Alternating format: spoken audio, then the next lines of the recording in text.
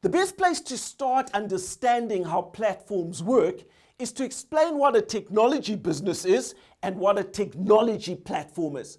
I know in many cases the two are inextricably interconnected, but let's just get the building blocks right first. And the best way I can explain the difference between a technology business and a technology platform is to talk about how we birthed Mr. Mac Learning. So what's a technology business? We've all heard stuff about Amazon and Uber and Airbnb and how these companies are successful technology and platform businesses. They've become a bit stale, really. So let's take a look at Mr. Mac Learning as a technology business.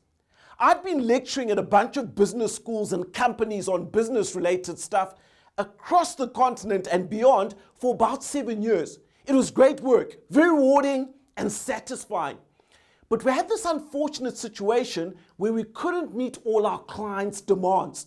If I was doing something in Johannesburg on Wednesday, it meant I couldn't be servicing a client in Kampala who wanted the same thing on that day. So I was struggling to scale the business, even with a team of other facilitators around me. I also had ambitions of becoming a dollar billionaire, and at the rate I was going, I would have needed to live until I was about 120 to achieve that goal. So we started talking to our clients and saying, how about we digitize a lot of this content? It will mean you've got access to it whenever you want. We'll still do the contact sessions with you, but instead of having 10 sessions, we can now just do 2. And most of your consumption will be digital, which is much more convenient, cheaper, and if we create great content, it can potentially be just as effective, if not more so. Now, these initial conversations really shaped how we conceptualized Mr. Mac as a business. We started off by segmenting the market through analyzing the different clients we had. So our business school clients fell under Mac Scholar. Our corporate clients fell under Mac Business. Our clients in the agricultural sector were designated as AgriMac. And we identified important segments that we categorized as Mac Entrepreneur, Mac Money, Deal Mac, and Career Launcher. Being a startup and a bit cheeky, we even included our own edutainment section, and we called it MacFlix. Fundamentally, we're trying to solve a client problem. Having access to our capabilities and our expertise 24 hours a day through a digital solution where we could also make some good dosh. We kicked off by digitizing our own intellectual property that we built up over the years. It was mainly through crisp, curated videos that the end user could easily navigate, and it was backed up by digital assessments, manuals, slides. Really created a fantastic catalog.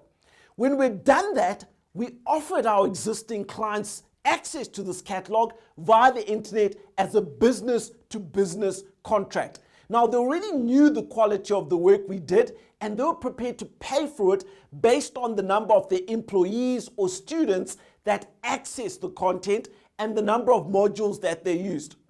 And as soon as we launched, we also marketed aggressively for new business-to-business clients. And because our content and our catalog were digital and we delivered them via the internet, we got new clients and serviced them through exactly the same content with almost zero additional cost. So that meant the business was now highly scalable. That was the beginning of that business. The founders were the producers of the content, and our existing business client base was the purchaser or consumer. As we matured, we're able to attract other producers of content onto our platform, and we also agreed commercial terms with them to host their learning content on Mr. Mac. We effectively also became an aggregator, and we shared the earnings that our partners produced from that content. Importantly though, we quality controlled this third-party content.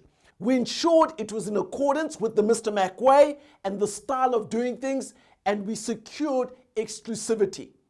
Now, very quickly after launch, we also realized that beyond the corporate and the business school clients that made up our user base, there was also a huge appetite from individuals.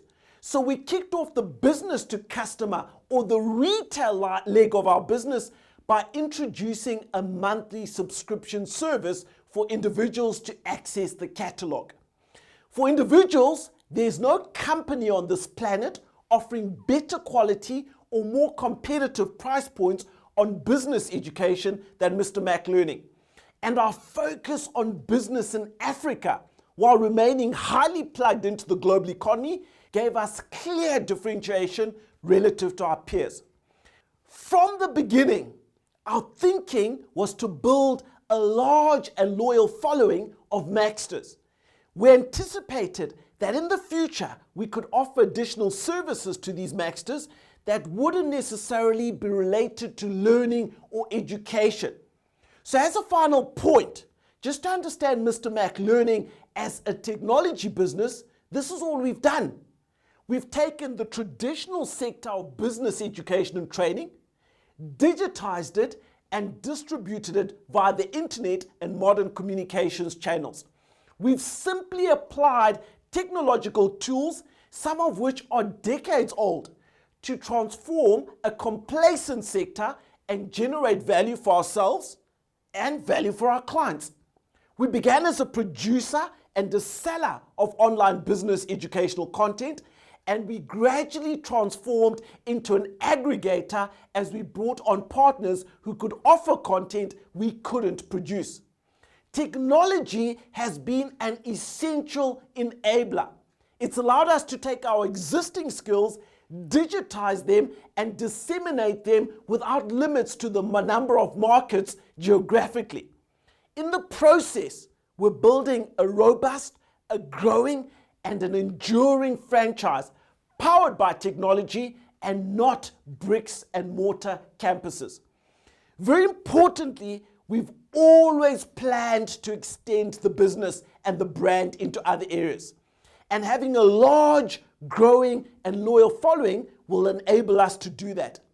And that point leads us quite nicely into the next section.